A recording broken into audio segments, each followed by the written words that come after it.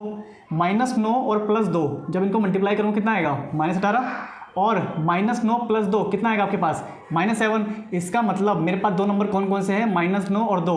तो इसको शॉर्ट में कैसे करोगे, ये 6 दिख रहा है ना, 6 एक्स स्क्वायर के सामने कितना है 6, तो 6 से डिवाइड करके आपने क्या करना है, साइन को चेंज करना है, तो एक्स का आंसर आ जाएगा। जितने भी जीरो हैं एक्स से वो आ जाएंगे। डिवाइड करो, 3 तिया 9 और 3 दूनी 6, 2 एकम 2, 2 तिया 6।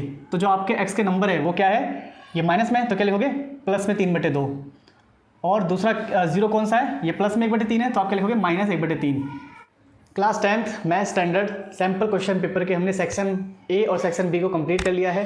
तो अगर आपने सेक्शन ए और सेक्शन बी को नहीं देखा है तो जल्दी से चेक कर लीजिए, आपको प्लेलिस्ट इसकी मिल जाएगी। ओके, तो आज हम करने वाले हैं सेक्शन सी, जो कि लास्ट सेक्शन भी है और इसमें 2 केस स्टडीज़ भी है। दोनों केस स्टडी में 5-5 क्वेश्चन दे रखे हैं। केस स्टडी को हम अच्छी तरह समझेंगे, देखेंगे, उसके बाद एमसीक्यू के जो क्वेश्चन है उसको शॉर्ट में सिंपल में आंसर देंगे। ठीक है, केस स्टडी फर्स्ट, इसमें आपको एक पैराबोला दिख रहा है।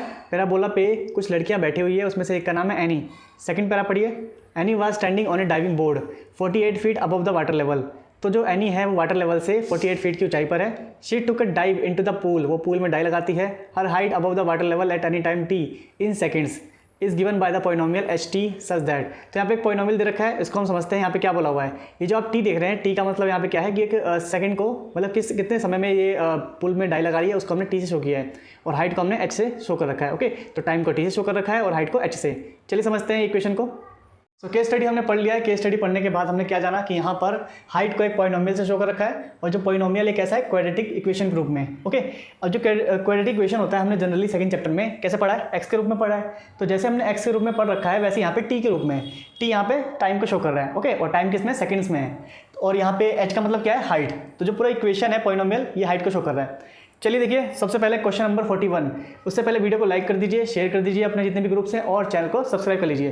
डिस्क्रिप्शन में टेलीग्राम का लिंक दे रखा है, वहाँ से आप टेलीग्राम भी ज्वाइन कर लीजिए, इंपॉर्टेंट है। ओके, क्वेश्चन नंबर 41 में क्या बोला है, हमें के का मान निकालना है, वैल्यू ऑफ के। ये जो के देख रहे हो ना, के क्या होता है, जैसे कि एक कॉन्स्टेंट नंबर हमें किस में दिखाते हैं, पीछे दिखाते हैं। फॉर्मेट क्या होता है पहले देखिए, फॉर्मेट होता है ax² bx + c। किसी पॉलिनोमियल का फॉर्मेट ऐसे होता है। यहाँ पे जो सी दिख रहा है क्या है, कांस्टेंट नंबर। ऐसी के क्या है, कांस्टेंट नंबर है। तो इस कांस्टेंट नंबर को हम कैसे निकालेंगे, चलिए देखते हैं। तो यहाँ पर हमें हाइट कितना दे रखा है, गिवन कितना इसमें 48 है ना, हाइट 48 है। समझना ध्यान से, जो हाइट है वो 48 है। कब है, जब वो ऊपर, जब वो सी लेवल के ऊपर खड़ी है।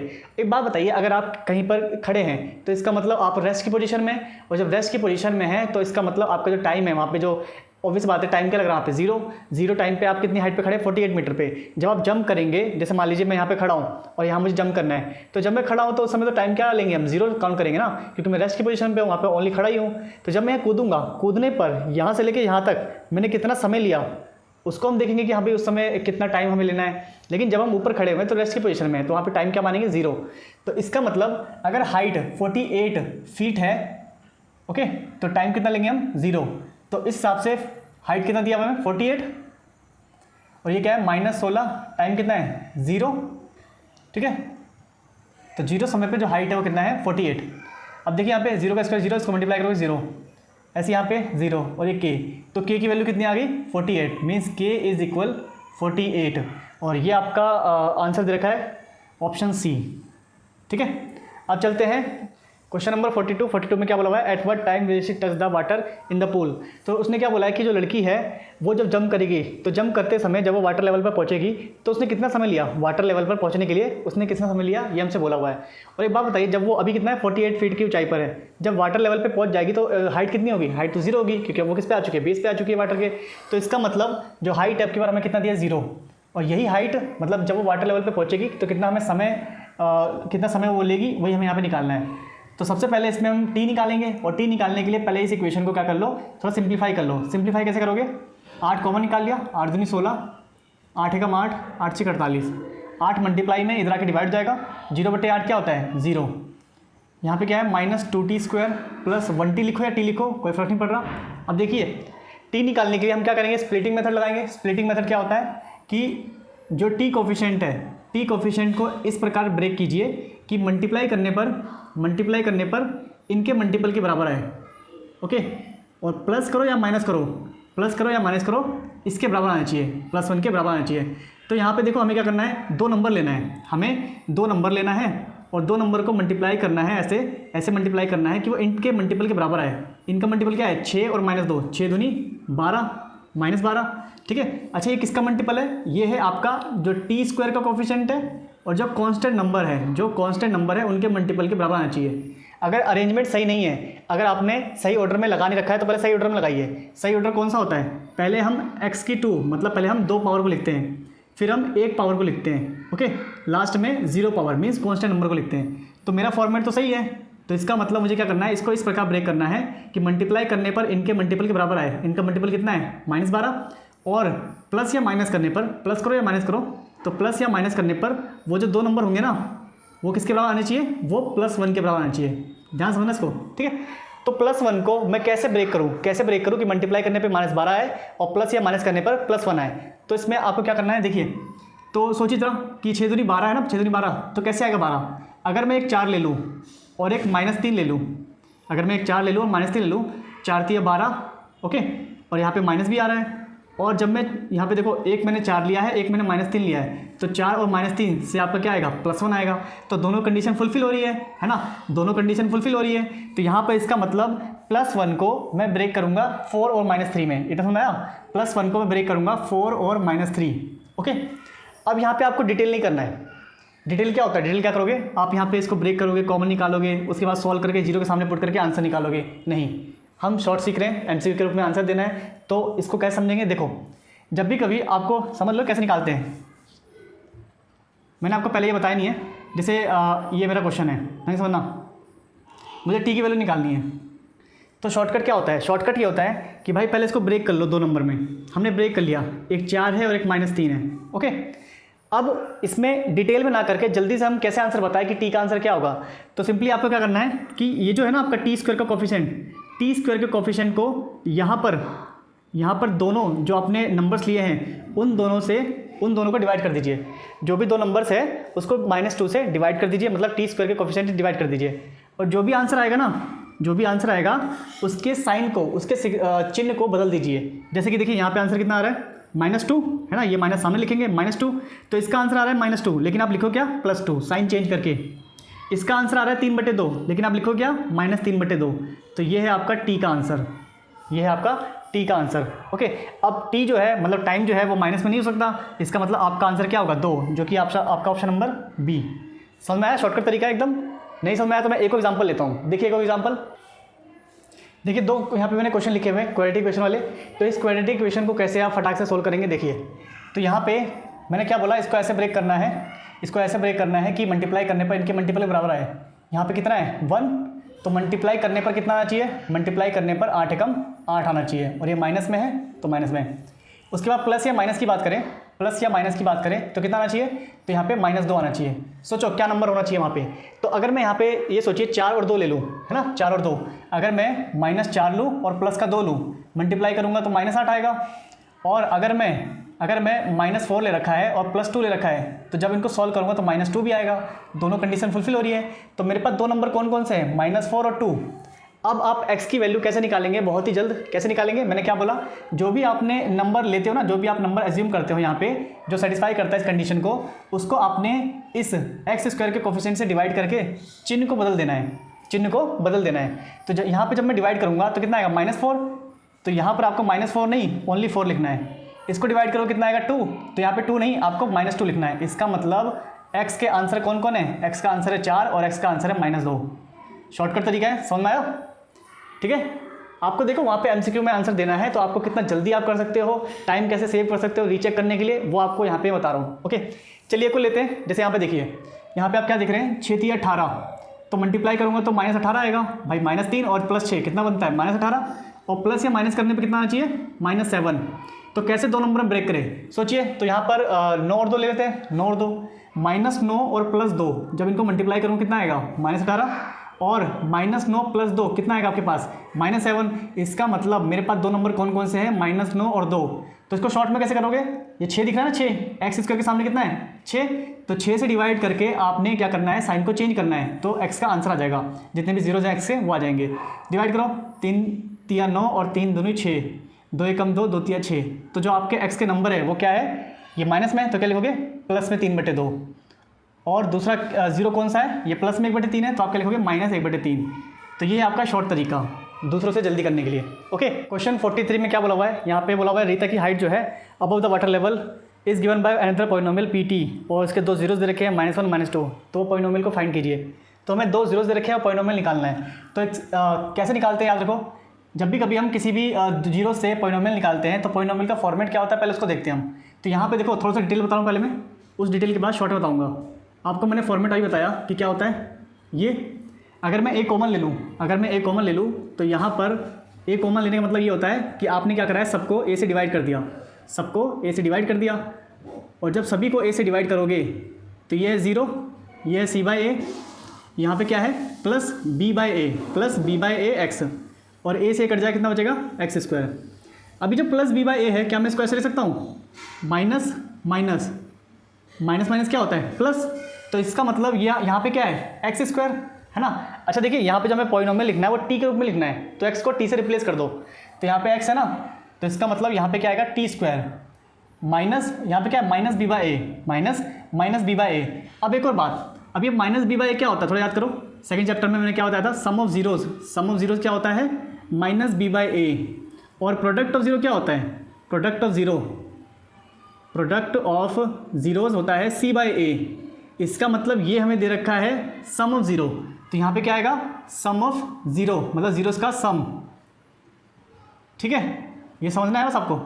और C/A क्या है, C/A प्रोडक्ट ऑफ जीरो, इसका मतलब यहाँ पे क्या आएगा प्रोडक्ट ऑफ जीरो। तो जब भी कभी भी आपको जीरोस दिया हो और कहा जाए क्वाड्रेटिक इक्वेशन निकालिए, जब भी कभी भी आपको जीरोस दिया जाए और कहा जाए कि क्वाड्रेटिक इक्वेशन निकालिए, कैसे निकालेंगे, तो सिंपल है, जो भी अल्फ़ाबेट है तो उसको लिखिए t², है ना, t² माइनस, उसके बाद आप क्या लिखेंगे देखिए ज़रा, सम ऑफ जीरो। अब ये 2 है और ये -1 है, 2 और -1 का सम कितना होता है +1, ठीक है, और पीछे कितना है t, और यहाँ पे क्या आता है आपका प्रोडक्ट ऑफ जीरो, तो प्रोडक्ट कीजिए, यहाँ पे कितना आएगा -2। तो यहाँ पे आपके पास क्या आंसर आ रहा है, ये आपके पास आंसर आ रहा है, ठीक है। जो क्वाड्रेटिक इक्वेशन है वो क्या अपने पास ये, ओके समझ आया। तो जब भी कभी स्टैंडर्ड फॉर्म क्या होता है, जो क्वाड्रेटिक इक्वेशन होता है इसका स्टैंडर्ड फॉर्म ये होता है, इसको हम A से डिवाइड करेंगे तो यहाँ पहुँच जाएंगे। यहाँ पहुँचने का मतलब क्या है कि ये दे रखा है सम ऑफ जीरो, ये दे रखा है प्रोडक्ट ऑफ जीरो, तो यहाँ पे आप सम लिखोगे, यहाँ पे आप जीरोस का प्रोडक्ट लिखोगे और तुरंत आपका क्वाड्रेटिक इक्वेशन आ जाएगा। और ऑप्शन में ऐसा कोई ऑप्शन नहीं है जो इससे मैच करे, तो हम क्या करेंगे, यहाँ पे देखो 24 वाले ऑप्शन को देखिए, 24 से अगर मल्टीप्लाई कर दूँ, ठीक है, अगर मैं इसको 24 से मल्टीप्लाई कर दूँ, वैसे देखिए हमें तो इससे मतलब इसको देखिए, तो यहाँ पे हो जाएगा 24t² माइनस में 24t माइनस में 48, ओके। तो यहाँ पे जब मैं 24 से मल्टीप्लाई किया तब भी मुझे कोई आंसर दिख रहा, क्योंकि पीछे तो दोनों माइनस दे रखे हैं, है ना, पीछे दोनों माइनस है, ऐसा कोई ऑप्शन नहीं है यहाँ पे। तो इसका मतलब यहाँ पर एक बार माइनस से भी मल्टीप्लाई करना पड़ेगा। जब माइनस से ही मल्टीप्लाई करोगे कितना आएगा, -24t² प्लस 24t प्लस 48, तो अब जाके आपका जो ऑप्शन है वो D इससे मैच कर रहा है, ठीक है। तो अगर ऑप्शन में ये दिया होता ना तो तुरंत हम अपना आंसर ले देते, लेकिन ऑप्शन में ये ना देकर इसको -24 से मल्टीप्लाई करके दिया हुआ है, तो उस हिसाब से हम क्या करेंगे, ऑप्शन को सेलेक्ट करेंगे। अगर ऑप्शन नहीं मिल रहा है तो जो भी नंबर दिया हुआ है उससे मल्टीप्लाई करके चेक कीजिए कि क्या उसमें एडिशनल कुछ मल्टीप्लाई कर रखा है कि नहीं, ठीक है। तो जब भी जीरो दिया होगा तो आप क्या करोगे, इस फॉर्मेट में याद रखना, जो फॉर्मेट है क्वाड्रेटिक इक्वेशन का वो ये है, ओके। चलिए नेक्स्ट 44, नंबर 44 का C क्या बोला हुआ है यहाँ पे आपको सम ऑफ जीरो दे रखा है और प्रोडक्ट ऑफ जीरो दे रखा है, और यहाँ पे एक सेम वही पॉलिनोमियल निकालना है। तो कैसे निकालेंगे, देखिए मैंने आपको क्या बोला, जो पॉलिनोमियल होता है, पॉलिनोमियल का फॉर्मेट क्या होता है, पहले t² मतलब जो भी अल्फ़ाबेट दे रखा है उसका स्क्वायर, है ना, 2 पावर में, फिर 1 पावर, फिर कॉन्स्टेंट नंबर। जो 1 पावर होता है उसके आगे जो कोफिशिएंट होता है वो क्या होता है, सम ऑफ जीरो के बराबर, और जो कॉन्स्टेंट नंबर होता है वो प्रोडक्ट ऑफ जीरो के बराबर होता है। तो यहाँ पर जब हम निकालेंगे, सिंपल है, सम ऑफ जीरो कितना दिया है 1, और प्रोडक्ट कितना दिया है -6। जब इसको सॉल्व करोगे तो आपके पास है t² -t -6, है ना। लेकिन वही बात कि जो क्वेश्चन है, जो ऑप्शन दे रखे हैं वो ऐसे दिया नहीं हुआ है, वहाँ पे 8 लगा हुआ है। तो ज़रा मैं इसको -8 से मल्टीप्लाई कर रहा हूँ। जब -8 से इस पूरे इक्वेशन को मल्टीप्लाई करूँगा, ठीक है, तो कितना आएगा, -8t² प्लस 8t प्लस 48, ठीक है। अब ये -8 आया कहाँ से, देखिए बराबर में 0 होता है, ठीक है, बराबर में 0 होता है, तो उस हिसाब से हम दोनों तरफ क्या करेंगे, -8 से मल्टीप्लाई करेंगे, तब जाके -8 आ पाएगा, ओके। तो फिलहाल तो यहाँ पे ये किससे मैच कर रहा है, ये आपका ऑप्शन नंबर है C, ठीक है, ऑप्शन जो है ये C है, शॉर्ट में बता रहा हूँ इसलिए मैं, ठीक है। 45, क्वेश्चन 45 में आपको एक पॉलिनोमियल दिया हुआ है और इसके जो जीरोस हैं, zeros are negative of each other. इसका मतलब क्या होता है नेगेटिव ऑफ ईच अदर का, तो देखिए इसका मतलब अगर एक जीरो प्लस में है तो दूसरा जीरो माइनस में होगा, ठीक है। नेगेटिव ऑफ ईच अदर मतलब क्या है कि दोनों के जो साइन है अपोजिट में है वो। जब इनको मैं प्लस करूँगा तो आपका आंसर कितना आएगा, जीरो। और सम ऑफ जीरो क्या होता है यार, को मैंने प्लस किया ना, सम ऑफ जीरो क्या होता है आपका, सम ऑफ जीरो होता है माइनस बी बाई ए। तो यहाँ पे जो आपका बी दिख रहा है ना, बी क्या होता है, देखो फॉर्मेट क्या कहलाता है, फॉर्मेट होता है हमारा a x square b x plus c. तो जो आपको बी दिख रहा है ये एक्स का कोफिशिएंट है ना। तो जो बी होता है ये हमारा हमेशा जीरो होता है। कब होता है जीरो, जब हमें zeros negative of each other बोला जाता है। जब भी कभी हमें zeros negative of each other बोला जाएगा तो हमारा जो बी होगा उसकी वैल्यू कितनी निकलेगी, जीरो। और जब बी की वैल्यू जीरो निकलेगी तो पूरा इक्वेशन क्या बन जाएगा, जीरो। समझ में आ रहा है। इसलिए जब मैंने प्लस किया तो आपका आंसर कितना आया, जीरो। क्यों, क्योंकि हमेशा बी की वैल्यू क्या होती है, जीरो। कब होती है, जब नेगेटिव ऑफ ईच अदर कहा जाता है। नेगेटिव मीन्स उनके साइन अपोजिट में दिए होते हैं। अब यहाँ पे आप बोलोगे ए क्यों नहीं जीरो है, ए जीरो क्यों नहीं है। अगर यहाँ पे ए में जीरो ले लूँ तो फॉर्मेट क्या है, फॉर्मेट तो हमारा ये है ना। तो अगर मैं यहाँ पे ए को जीरो ले लूँ तो जीरो एक्स स्क्वायर क्या बनेगा, जीरो बनेगा, है ना। जब जीरो एक्स स्क्वायर जीरो बनेगा तो जीरो का तो कोई यहाँ मतलब नहीं। तो आपका इक्वेशन क्या बन जाएगा, एक लीनियर इक्वेशन बन जाएगा। तो आपको क्वाड्रेटिक इक्वेशन को लीनियर नहीं बनाना, क्वाड्रेटिक को छेड़ना नहीं है। तो इसलिए यहाँ पे कभी भी ए जीरो नहीं होता, बी जीरो होता है। आपको पहले बात तो ये ध्यान रखनी है, ठीक है। कंसेप्ट समझ गए, आप करते हैं। तो हमें क्या बोला हुआ है कि इनके zeros negative of each other है। तो इसका मतलब सम ऑफ जीरो, जो सम ऑफ जीरोज है वो आपका क्या होता है, माइनस बी बाई ए। ये पूरा कितना दिया हुआ है हमें, जीरो। ओवरऑल क्या आएगा, जीरो आएगा, क्योंकि क्वेश्चन क्या बोला हुआ है, negative of each other. Sum of zero क्या होता है, माइनस बी बाई ए, है ना। तो यहाँ पे देखिए बी पोर्शन कौन सा होता है, जो टी के साथ में कोफिशिएंट है। ये पूरा क्या है, बी, है ना। टी के साथ में जो कोफिशिएंट है इस पूरे को हम बी बोलेंगे। तो बी की वैल्यू क्या है यहाँ पे, बी की वैल्यू है के माइनस 3। और ए कौन होता है, जो टी स्क्वायर के साथ में जो कोफिशिएंट होता है, ये हमारा ए होता है। ए है माइनस 12। सॉल्व करो तो यहाँ पे जब ये मल्टीप्लाई से डिवाइड में जाएगा तो क्या डिवाइड से मल्टीप्लाई में जाएगा, जीरो बन जाएगा। के माइनस 3 और के की वैल्यू कितनी आ जाएगी, 3। आपका ऑप्शन है ए। Okay, understand.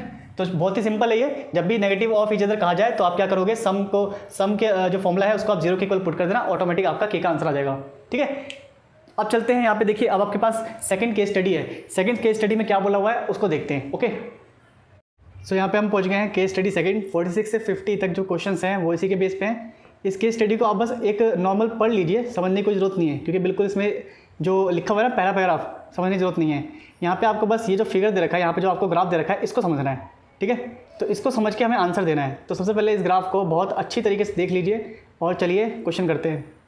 क्वेश्चन नंबर 46 जो आपको केस स्टडी सेकंड दे रखा है उसमें से जो आपका ग्राफ है वो मैंने यहाँ पे रफली बना दिया है। ओके, यहाँ पे सारे पॉइंट्स मैंने लोकेट कर दिए हैं। सबसे पहले हम देखते हैं 46 क्वेश्चन क्या कह रहा है। 46 बोला हुआ है कि हमें ट्राइंगल EHJ के EHJ ये ट्राइंगल बन रहा है, इसका कोई एक सेंट्रोइड होगा, उस सेंट्रोइड के कोऑर्डिनेट्स बताओ। हमें क्या करना है, ट्राइंगल EHJ के सेंट्रोइड के कोऑर्डिनेट्स बताने हैं। सबसे पहली बात, सेंट्रोइड होता क्या है, देखिए एक होता है incentre, orthocentre, circumcentre और एक सेंट्रोइड। ये कुछ सेंटर्स के रूप हैं, है ना, जो ट्राइंगल में बनते हैं। तो यहाँ पे अभी तो हम पढ़ रहे हैं सेंट्रोइड, लेकिन जो मैंने बाकी नाम बोले हैं ये सब आपको नेक्स्ट वीडियो में मिल जाएगा, ठीक है, आजकल में मिल जाएगा।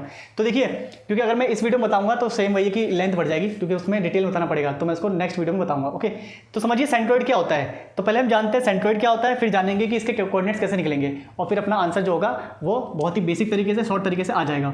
तो देखिए, अगर मैं एक ट्राइंगल बना रहा हूँ, ट्राइंगल में मान लीजिए मैं मीडियन ड्रॉ कर रहा हूँ, तो ट्राइंगल में अगर मीडियन बनाऊँ तो लगभग कितने मीडियन बनते हैं इसमें, मतलब एक ट्राइंगल में कितने मीडियन हो सकते हैं, 3। मीडियन क्या होता है, वो सामने वाली साइड को 2 भागों में डिवाइड करता है ना। तो यहाँ पर AE BD CF ये तीनों मीडियन हैं। इसका मतलब ये इसके बराबर, ये इसके बराबर और ये इसके बराबर।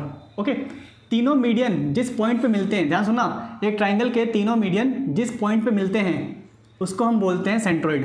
ध्यान सुनना, एक सर्कल के तीनों मीडियन जिस पॉइंट पे मिलते हैं उसको बोलते हैं सेंट्रोइड।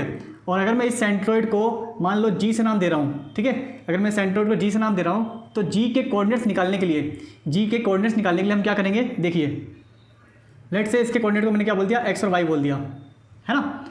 तो जब भी हम किसी ट्राइंगल के सेंट्रोइड के कोऑर्डिनेट्स निकालते हैं तो उसमें हमें देखो 3 वर्टिस होंगे, जैसे यहाँ पे भी एक कोऑर्डिनेट होगा, यहाँ पे भी एक कोऑर्डिनेट है, यहाँ पे भी एक कोऑर्डिनेट है। तो इन तीनों कोऑर्डिनेट के x वाले पोर्शन को प्लस कर देंगे बट्टे में 3, और तीनों कोऑर्डिनेट्स के y वाले पोर्शन को प्लस करके हम इसको 3 से डिवाइड कर देंगे। तो ये निकलेगा आपका सेंट्रोइड। समझ में नहीं आएगा, कोई बात नहीं, समझाता हूँ। देखिए ई क्या है, ई के जो कोऑर्डिनेट्स है वो कितने बन रहे हैं, 2:1 है ना। और उसके बाद यहाँ पे देखिए 2:1 बन रहा है। एच बन रहा है आपका -2 4 और जे कितना बन रहा है, जे है -2 पहले हम एक्स वाले को लिखते हैं फिर वाई वाले को लिखते हैं। हॉरिजॉन्टल लाइन एक्स होती है, वर्टिकल लाइन वाई होती है। ओके, तो यहाँ पे एक्स वाला कौन है, 2 -2 इसका मतलब हमें क्या करना है, 2 प्लस में -2 प्लस -2 बटे में 3। इसको सोल्व करोगे तो आपका एक्स कोऑर्डिनेट आ जाएगा, ठीक है, मतलब एक्स का पॉइंट आ जाएगा। अब वाई वाला कौन है, 1 4 -2, तो 1 + 4 + -2 इसको सोल्व करोगे तो आपका y आ जाएगा। इस प्रकार से आपके सेंट्रोइड के कोऑर्डिनेट्स निकल जाएंगे। सोल्व करिए, -2 + 2 0 बन गया, यहाँ पे क्या -2, तो ये आएगा -2 बटे 3। 4 1 5, 5 में से 2 गया 3 बटे 3, 3 बटे 3 काटो कितना आएगा 1। इसका मतलब आपके सेंट्रोइड के कोऑर्डिनेट्स कौन से हैं, -2 बटे 3 और 1। तो x कितना है, -2 बटे 3 और y कितना है 1, ठीक है, x और y। तो यहाँ पे आपका आंसर है 46 का ए, ऑप्शन नंबर ए। समझ आया, तो ये फॉर्मूले को ध्यान रखना। ओके, चलिए next question number 47। Question number 47 में क्या बोला हुआ है, if a player P needs to be at equal distance from A और जी, तो ए और जी के पॉइंट से जो पी है वो इक्वल डिस्टेंस पे है। Okay, such that A P G R in straight line, एक स्ट्रेट लाइन पे, जैसे मान लीजिए स्ट्रेट लाइन है, तो ए जी और बीच में क्या होगा पी। बीच में क्यों, मतलब क्योंकि इनका जो डिस्टेंस है और इनका डिस्टेंस आपस में बराबर है, तो हम कहेंगे क्या, ये मिड पॉइंट है। ओके, तो पी कहाँ होगा, मिड पॉइंट पे होगा। तो हमें बोला है कि पी की पोजीशन बताइए, पी के वही कोऑर्डिनेट बताने हैं। तो ये रहा ए कितना है, देखो ए है 3 और 6 है ना, 3 6, और जी कितना है, ए और जी बोला ना, तो जी अपना है 1 - 3। अब यहाँ से एक सीधी लाइन जा रही है, इस सीधी लाइन के बीच में कहीं पी होगा, बीचों बीच। तो देखिए यहाँ पे कितना है कोऑर्डिनेट्स, 3 6 और 1 - 3, ये -3 है, 1 - 3। तो हमें निकालना है पी, और पी क्या है, बीचों बीच है, मिड पॉइंट है उसका। तो जब भी कभी दो कोऑर्डिनेट्स के मिड पॉइंट निकालना होता है तो हम क्या करते हैं, x1 प्लस में x2 बटे में 2, y1 प्लस में y2 प्लस में y2। इससे क्या आता है, हमारा x और y निकल जाता है, उस कोऑर्डिनेट के x और y निकल जाते हैं। तो ये हमारा x1 मान रहा हूँ मैं, इसको इसको x2, कहने मतलब x वाले पोर्शन को ऐड करके हाफ कर दो, y वाले पोर्शन को ऐड करके हाफ कर दो। 3 और 1 4, 4 का आधा 2, 6 और -3 को ऐड करेंगे 3 आएगा, 3 का आधा 3 बटे 2। अब ऑप्शन देखिए, तो आपका जो ऑप्शन है यहाँ पे 2 और 3 बटे 2, 2 और 3 बटे 2, ऑप्शन नंबर सी 47 है आपका। क्वेश्चन नंबर 48 में क्या बोला हुआ है, हमें आई और ई के बीच में इक्विडिस्टेंस, मतलब उसके बीचों बीच में मिड पॉइंट में, तो आई और ई के मिड पॉइंट में एक्स एक्सिस का कोई पॉइंट बताना है हमें, ठीक है। तो the point on x axis equidistance from I and E. तो यहाँ पे देखिए ये रहा आई जिसके कोऑर्डिनेट है -1 1, एक्स कितना है -1 और वाई कितना है 1। ऐसे ई एक्स कितना है 2 और वाई कितना है 1, तो इनके मिड में एक्स एक्सिस पे पॉइंट बताना है। देखिए जब भी कोई लाइन एक्स एक्सिस पे होती है तो उसमें y 0 होता है। पहली बात तो ये, अगर किसी x एक्सिस पे आप लाइन को ड्रॉ कर रहे हो तो उसमें y 0 होगा। जैसे एग्जांपल के लिए 4,0, ये जो कोऑर्डिनेट्स है ये x पे आएंगे। जैसे मान लीजिए यहाँ 4 है तो 4 0 कहाँ पे आएगा, 4 0 की लाइन जो होगी ऐसे ड्रॉ करोगे। और कोई अगर y एक्सिस पे होता है तो y एक्सिस पर हमारा x 0 होता है और y का कोई मान होता है, कोई वैल्यू होती है। जैसे लेट से मैंने बोलते 0 4 का मतलब अगर ये 1 2 3 4 है ना, अगर मान लीजिए आपका 4 यहाँ पे आ रहा है तो 0 4 कैसे दिखाओगे, 0 4 की लाइन ऐसे जाएगी। ओके, तो एक्स एक्सिस की बात करें तो वहाँ पे जो y होता है वो 0 कंसिडर करते हैं यहाँ पे, ठीक है। तो एक्स एक्सिस हमें निकालना है, एक्स एक्सिस निकाल रहे हैं, इसका मतलब उसके जो कोऑर्डिनेट्स होंगे उस कोऑर्डिनेट्स में y क्या होगा 0। इतना समझ आ रहा है, बस x की वैल्यू निकालनी है। और क्या बोला है, इसके इक्वी डिस्टेंस है। इक्वी डिस्टेंस का मतलब क्या हुआ कि दोनों के बीचों बीच है। चेक कीजिए, आप ग्राफ से भी इसको निकाल सकते हैं। कैसे निकाल सकते हैं, देखिए बीचों बीच बोला है ना, आप एक पॉइंट यहाँ पे आए, एक पॉइंट यहाँ पे आ गया। ओके, तो अब हम कहाँ पहुँच चुके हैं, यहाँ पे, और इस तरफ से यहाँ पे। अब ये क्या दिख रहा है 0 से 1, इसकी मिड वैल्यू हमें चेक करनी है। तो 0 से 1 की मिड वैल्यू क्या होती है 0.5 आधा है ना। 0 और 1 के बीच में क्या होता है, आधा होता है मिड वैल्यू। इसका मतलब यहाँ पे x कितना आएगा, आधा आएगा, और y तो 0 है ही। आप इसको ग्राफ से तुरंत निकाल सकते हैं, ठीक है। समझिए, देखिए ये क्या है, यहाँ पे ये -1 की तरफ है और ये 2 की तरफ है। तो अगर हम दोनों तरफ से एक एक स्टेप चलते हैं, यहाँ पहुँच गए, हमें मिड वैल्यू निकालनी है। तो ये है 0 और ये है 1, तो 0 और 1 के बीच में कौन होगा, हाफ होगा। तो इसका मतलब x की वैल्यू हाफ है और y की वैल्यू 1 है। लेकिन हमें y को शो नहीं करना, क्योंकि इस पॉइंट को हमें यहाँ शो करना है। ये जो पॉइंट है ना, ये पॉइंट क्या होगा, 1/2, इसके कोऑर्डिनेट्स क्या होंगे 1/2, x कितना होगा हाफ और y कितना होगा 0। तो हमें ऐसे इक्वी डिस्टेंस ऐसे नहीं बोला, इक्वी डिस्टेंस हमें x एक्सिस पे बोला है। तो इसका मतलब ये दूरी और ये दूरी आपस में बराबर है। ठीक है। पर आपको सिंपल समझिए, सिंपल क्या समझना है हमें, जाना तो एक्स पे है ना, चाहे यहाँ से निकालो चाहे यहाँ से निकालो। तो मैंने क्या करा, एक स्टेप यहाँ से बढ़ गया, एक स्टेप यहाँ से बढ़ गया, और यहाँ मैं देख रहा हूँ ये 0 है ये 1 है ना, ये 0 को बता रहा है एक्स पे, ये 1 को बता रहा है एक्स पे, तो 0 1 के बीच में क्या होगा, हाफ होगा, तो एक्स कितना होगा, हाफ। तो ये इसका शॉर्ट तरीका। आपको इस जो फिगर दे रखा है, ग्राफ दे रखा है, उस ग्राफ के डाटा को पढ़कर उसी में से आपको क्या करना है, एक्स की वैल्यू को फाइंड करना है, निकालना हमें इस पोजीशन पे है, लेकिन ये पोजीशन यहाँ पे भी तो है, एक्स की वैल्यू जो यहाँ पर है वही यहाँ पर भी है, तो यहीं से निकाल लो। ठीक है। क्वेश्चन नंबर 49, इसमें भी ऐसे ही हमें डाटा को एनालाइज करके ग्राफ के जरिए हम आंसर देंगे, जिससे हम जल्दी कर पाएँ। यहाँ पे देखिए, what are the coordinates of position of a player Q such that his distance from K is twice. यहाँ पे जो क्यू है ना, क्यू मतलब रिलेशन दे रखा है यहाँ पे, क्यू के और ई तीनों कॉलिनियर है, एक ही पॉइंट पर है। तो जैसे मान लीजिए के क्यू ई ये तीनों एक ही लाइन पर है, एक ही स्ट्रेट लाइन पर है, ठीक है। लेकिन यहाँ पे एक चीज़ बोली हुई है कि इनका जो डिस्टेंस है वो डबल है, किसके मुकाबले, इसके मुकाबले। अगर मैं इनका डिस्टेंस 1 ले रहा हूँ तो इनका कितना निकलेगा, 2। समझ में आया, इनका डिस्टेंस डबल है, ट्वाइस है, किसके मुकाबले, इनके डिस्टेंस के मुकाबले। ठीक है। तो यहाँ पे देखिए, हम ग्राफ पे देखते हैं के ई और क्यू, तो हमें क्यू के कोऑर्डिनेट्स निकालने हैं, सेम एक्स और वाई निकालने हैं। कैसे निकालेंगे, देखिए ये रहा के क्या है हमारा 4 और 1, ये 1 था, आई को हटाओ थोड़ी देर के लिए, तो 4 और 1, ई कितना है 2 1, आई थोड़ी देर के लिए भूल जाइए ज़रा। अब जरा यहाँ देखिए, हमें क्यू देखना है, क्यू यहाँ पे डबल होना चाहिए और यहाँ पे एक गुना, ठीक है, 1 टाइम। तो जरा देखिए यहाँ पे कितनी दूरी है, तो रखिए 1 2 3 4 5 6, तो ये कितना बन रहा है, 6 पार्ट बन रहे हैं, 6 यूनिट बन रही है। 6 यूनिट में अगर मैं यहाँ पे अगर मैं इसकी दूरी 1 ले रहा हूँ तो ये 2 है, और अगर मैं इसकी दूरी 2 ले रहा हूँ तो ये कितना निकलेगा, 4, भाई डबल होना चाहिए। तो यहाँ देखिए, अगर मैं 2 स्टेप चल रहा हूँ, एक स्टेप दूसरा स्टेप, है ना, जैसे सीधी लाइन है, इस सीधी लाइन में अगर मैं ई से 2 स्टेप चल रहा हूँ, एक स्टेप दूसरा स्टेप, यहाँ पहुँच गया, ठीक है। ये कितनी दूरी है, 2 यूनिट। ऐसे यहाँ से कितना चलना पड़ेगा मुझे, 4 चलना पड़ेगा। तो देखिए 1 ये वाला पॉइंट, 2 देखिए 1 2 3 4। तो अगर मैं यहाँ से O पे आऊँ, मतलब 0 पे आऊँ यहाँ पे, ठीक है, इस तरफ आऊँ इस बिंदु पे, तो अगर मैं O से यहाँ देख रहा हूँ तो ये 4 यूनिट है ना, 4 यूनिट की दूरी हो गई, और E से यहाँ पर 2 यूनिट की दूरी हो गई। तो इसका मतलब ये जो पॉइंट है, अगर मैं इसको Q बोलूँ तो ये सही है ना, क्योंकि ऐसा पॉइंट जो के से उसकी दूरी हो वो दूनी हो, किसके कंपैरिजन में, ई के कंपैरिजन में। तो देखिए यहाँ से इसकी दूरी 2 है और इसकी दूरी 4 है, तो यहाँ पे जो के क्यू है ये क्या है, डबल है, किसके मुकाबले, क्यू ई के मुकाबले। तो ये जो पॉइंट है ना, ये हमारा आंसर है, समझ रहे हो। हमें क्या बोला, जो डिस्टेंस होना चाहिए के से वो डबल होना चाहिए। तो देख लीजिए ये 2 है, तो यहाँ पे कितना होगा, 4, डबल, यहाँ पे जो डिस्टेंस है 2 से डबल दे रखा है, तो ये पॉइंट हमारा क्यू है, और ये पॉइंट है कितना, इस पॉइंट पे एक्स हमारा 0 है और वाई हमारा 1 है, तो आंसर कितना आएगा आपका 0 1। तो आप यहाँ पर ग्राफ को एनालाइज करके भी आप निकाल सकते हैं, ठीक है। ऑप्शन कौन सा, ये ऑप्शन है आपके पास 0 1 है ना, बी, ऑप्शन नंबर बी। आप चलते हैं 50 पे। क्वेश्चन नंबर 50 में क्या बोला हुआ है, सेम इसमें भी इक्वी डिस्टेंस है। इक्वी डिस्टेंस किसके बीच में दे रखा है, बी और सी, मतलब एक पॉइंट है वाई एक्सिस पे, ध्यान रखना आपके वाई एक्सिस है। जब वाई एक्सिस बोला जाए तो इसका मतलब हमें एक्स का लेना है, एक्स हमें 0 लेना है, और वाई जो भी पॉइंट आए, जो भी नंबर आए, तो हमें बोला हुआ जो वाई एक्सिस है, मतलब जो पॉइंट है वो बी और सी के इक्वी डिस्टेंस है, मतलब बीचों बीच है। जो पॉइंट है वो बी और सी से मिड में है, इसके बीचों बीच है। तो यहाँ पर हमारा बी ये रहा, और इस सी तक इसको मैं ले जाऊँ, ठीक है। तो कितने पॉइंट है इनके बीच में, देखिए ये बी का पॉइंट हो गया, एक पॉइंट ये, एक ये वाला पॉइंट, एक ये वाला, और एक ये सी वाला पॉइंट, ठीक है। तो इक्वी डिस्टेंस बोला है ना, यहाँ पे देखिए कैसे निकालेंगे हम।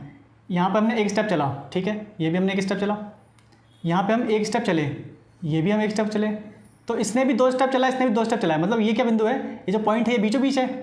जब ये पॉइंट बीचों बीच है तो इसका कोऑर्डिनेट निकालो, कोऑर्डिनेट कितना है, यहाँ पर x कितना है 4 और y कितना है 1, है ना। इस वाले कोऑर्डिनेट पर x 4 है, y 1 है, लेकिन हमें x एक्सिस पे दिखाना है, सॉरी y एक्सिस पे दिखाना है। तो y एक्सिस पर मतलब ये हो गया कि यहाँ से लेकर इस वाले बिंदु की जो दूरी होगी वही दूरी यहाँ भी होनी चाहिए, है ना। जैसे हमें क्या बोला है कि हमें y एक्सिस पे एक पॉइंट बताइए जो b और c से इक्वी डिस्टेंस हो, तो वो कौन सा पॉइंट है, वो ये वाला पॉइंट है। कैसे, क्योंकि ये जो पॉइंट है b और c से इक्वी डिस्टेंस है। कैसे निकाला मैंने इस पॉइंट को ना देखकर पहले हमने इसका मिड कर लिया, इसके मिड वैल्यू निकाली, इसकी मिड वैल्यू यहाँ पे आ रहा है, जो ये पॉइंट है वही वाला पॉइंट होगा y एक्सिस पे, है ना। तो सिंपल समझो, b और c का जो मिड वैल्यू होगी ना उसका y एक्सिस ले लो, y बोला है ना, y एक्सिस ले लो, सिंपल समझो। तो बी और सी की मिड वैल्यू आ रही है, मिड पॉइंट आ रहा है ये पॉइंट बी और सी से इक्वी डिस्टेंस है। तो यहाँ पे x 4 है, y 1 है, लेकिन x तो हमें काउंट करना ही नहीं है, y एक्सिस पे x क्या होता है 0 होता है, तो बस y को ले लो, y कितना है 1, तो आपका आंसर क्या हो जाएगा 0 1। और इस हिसाब से ऑप्शन कितना है, ऑप्शन है आपके पास डी। थोड़ा समझिए कि मैं कैसे बता रहा हूँ, ठीक है, शॉर्टकट तरीका है, इससे आपको बहुत ज़्यादा हेल्प मिलेगी अपने टाइम को बचाने के लिए और चैप्टर्स को जो क्वेश्चन आप कर रहे हो उसको दोबारा रिवाइज करने के लिए, ताकि कुछ एरर हो पेपर में बैठो तो होता है कि आप जल्दी करते समय कुछ एरर कर देते हो, कुछ मिस्टेक कर देते हो, तो उसको जब पेपर को रीचेक करोगे तो उसके लिए आपके पास काफ़ी समय होना चाहिए। जब आपके पास 15-20 मिनट 25 मिनट इतना समय होगा तो आप बहुत ही अच्छी तरीके से पूरे पेपर को रीचेक कर पाएंगे, सारे MCQ आप चेक कर पाएंगे कि मैंने जो आंसर है वो सही दिया है कि नहीं। तो जब आप शॉर्ट तरीके से करेंगे और सही आंसर निकालेंगे तब जाकर आपके पास टाइम बचेगा तो आप रीचेक करने के लिए उस टाइम को लगा सकते हैं। ओके, हमने मैथ स्टैंडर्ड के जो ABC तीनों को सेक्शन है उसको कंप्लीट कर लिया है। आपका कुछ डाउट हो तो कमेंट में लिख देना, ठीक है, प्रीमियर होने के बाद लिख देना, ओके, क्योंकि उस प्रीमियर पे जो कमेंट होते हैं वो दिखते नहीं है प्रीमियर के बाद, तो बाद में जब आप कमेंट लिखोगे तो मुझे शो करेगा बाद में प्रीमियर के बाद। ओके, तो यहाँ पे जो भी आपके डाउट हो वीडियो को पहले प्रीमियर होने दीजिए, उसके बाद आप क्या कीजिए, जब वीडियो प्रीमियर हो जाए उसके बाद आप कमेंट करना, तब मुझे शो करेगा वो। ओके, तो यहाँ पे मैंने पूरे इसके मैथ स्टैंडर्ड का सैम्पल पेपर सोल्व कर दिया है। अगर आपको कुछ भी डाउट हो तो उसमें कमेंट में लिख देना और वीडियो को जितना भी हो सके शेयर कर दीजिए, लाइक कर दीजिए, चैनल को सब्सक्राइब करके टेलीग्राम का जो लिंक है उससे आप टेलीग्राम का जो लिंक मैंने डिस्क्रिप्शन में दे रखा है वहाँ आप ज्वाइन कर लीजिए टेलीग्राम को, ठीक है। नेक्स्ट वीडियो में हम क्या करेंगे, पहली बात तो जो मैंने आपको बोला है centre, incentre, centroid, incentre, circumcentre, orthocentre, इसके बारे में आपको डिटेल में बताऊंगा, ठीक है। तो मिलते हैं नेक्स्ट वीडियो में।